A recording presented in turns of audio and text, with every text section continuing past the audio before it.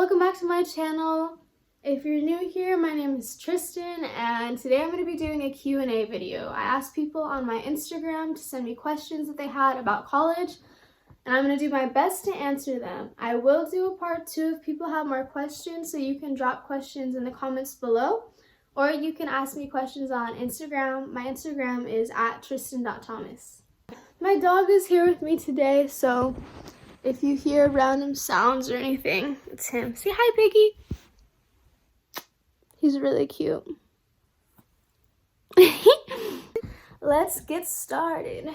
Question number 1. How did you determine which teachers to ask for your letters of recommendation? So I think, first of all, it's important that you have a good relationship with your counselor, because usually counselors are required to submit a letter of rec if your school asks you for letters of recommendation, and it's important to have a good relationship with some of your teachers. I determined which teachers I wanted to ask for letters of recommendation by number 1, how well I felt that those teachers knew me, and number 2, how well I feel like they would be able to communicate positive things about me, if that makes sense. It's really important to choose a teacher that can talk about you in depth and in detail. So what I mean by this is a lot of letters of recommendation, some of them you can tell that it's just kind of the same template that someone uses. It's more personable and more impactful when you have a letter of recommendation that talks about you as a person specifically and how that person knows you. For example, in my letter of rec, he referenced certain things that I had taken part in and things that he had observed me doing in a class. It was very specific to me, which is why I felt like it was a good letter of rec. Question number 2, how far in advance did you start writing your essay? For my essays, I started watching college videos probably towards the end of my junior year, and then I was like, dang, people really plan out their essays and stuff. So I started doing that the summer of my junior year. However, I didn't do any writing until maybe like 2 to 3 weeks before my application was due. I wouldn't recommend. It's probably better if you start writing them earlier. Question number 4. What was your thought process / mindset throughout writing your essays? So I really just wanted to reflect who I was as a person. And although I didn't plan it out very much, I just kind of sat down and wrote. I really was honest. I didn't try to embellish or be super quirky or different. I really just wrote the way that I wanted to write, and then later on I asked for different opinions from people, which really helps, and it's good to have them revise and give constructive criticism. Question number 4, how do you not compare yourself to others when looking at their success? So this is really important, especially when you go into applying for college. Each person, I know this is going to sound hella cliche, but every person's journey really is individual.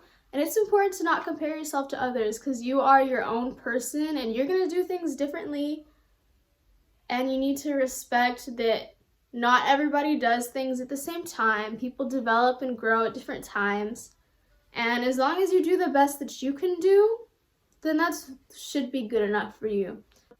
If you continuously focus on what other people are doing and hold that to a higher standard than what you're doing, like make yourself feel bad about the fact that you're maybe not doing more, you feel like you're not as good as this other person, it's really just going to stop you from growing, and it's going to slow down the process of you achieving the things that you want to achieve. I think that it is important to compare yourself sometimes in terms of looking at that person as a role model or the things that they did, looking at that as a guideline for what it is that you want to do, but it is important to understand that you are your own person, you do you.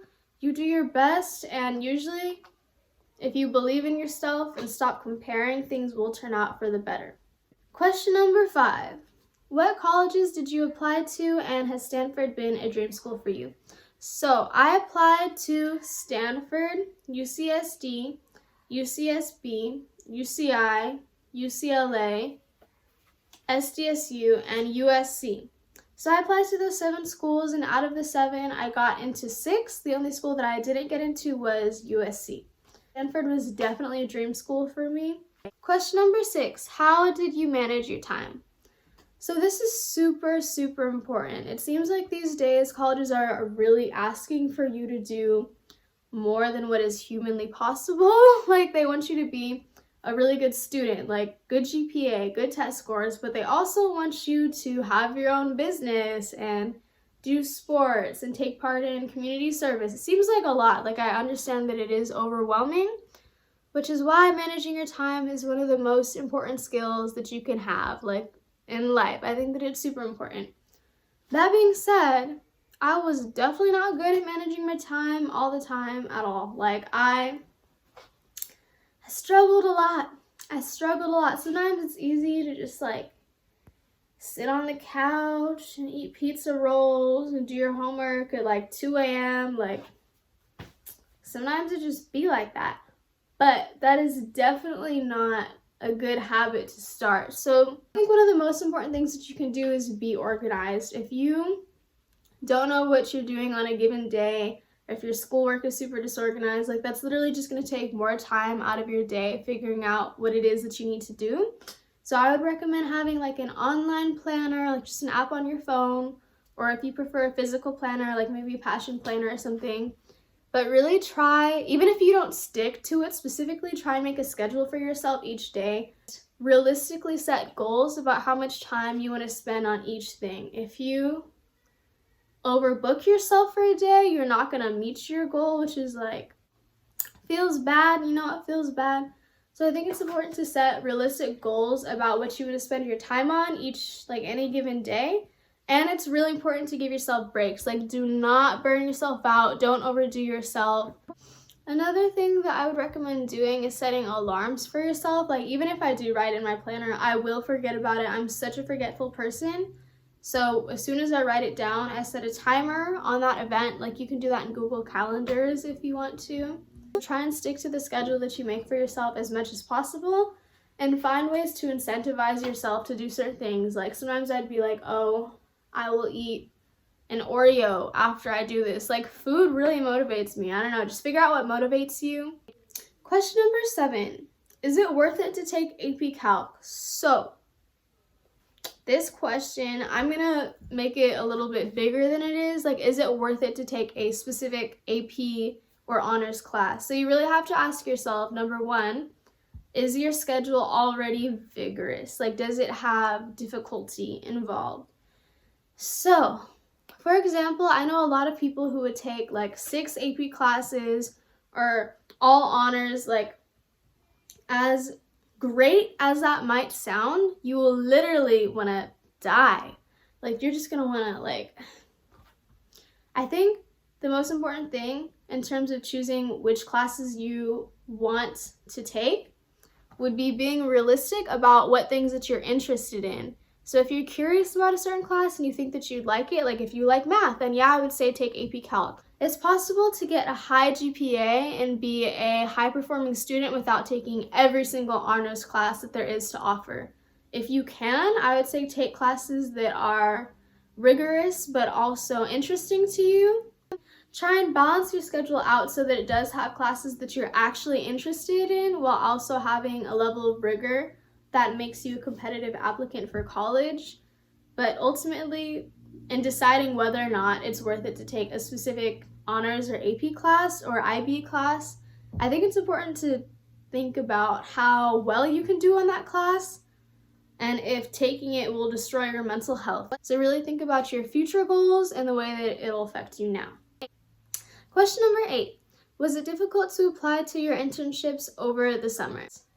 Yes, it was. So in terms of doing internships outside of school, I would say you have to be realistic about, number 1, transportation. I was lucky enough to have a car to be able to drive back and forth, but if you don't have, you can always take public transit, but it will take a lot more time. It's just important to be realistic about your time. I did do 2 internships over the summer, so it was a bit overwhelming. Like, I enjoyed them a lot, so it was worth it. But I think it's important to think about whether or not you'll actually be able to commit to them. Question number 9.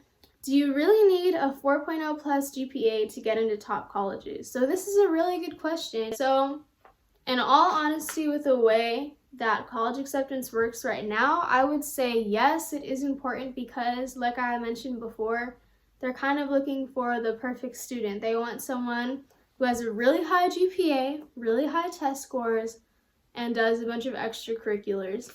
But it's important to mention, I thought that you needed to have a 1500 or 1400 SAT to get into Stanford, but I had a 1320 and I still got in. So I think you should aim for as high as you can, but if you don't meet the standard that they're looking for, then I think it's so important to have extracurriculars. The essays are also super important because it really what makes you a person rather than a statistic.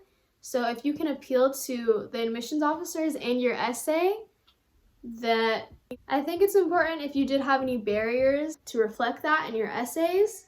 So that was it for today. You guys are totally welcome to ask questions in the comments below, or you can always DM me on Instagram. I have that linked in the description box below. So I really just want to make these videos to be able to help you guys, because when I was applying to college, I'm the first one in my family to apply to a 4-year university. We really had no idea what was going on, and watching YouTube videos literally like saved my life. It really helped me understand the application process better, and I'm totally here to help you guys. I want to be able to make people's lives easier because YouTube really made my life easier. So bye everybody.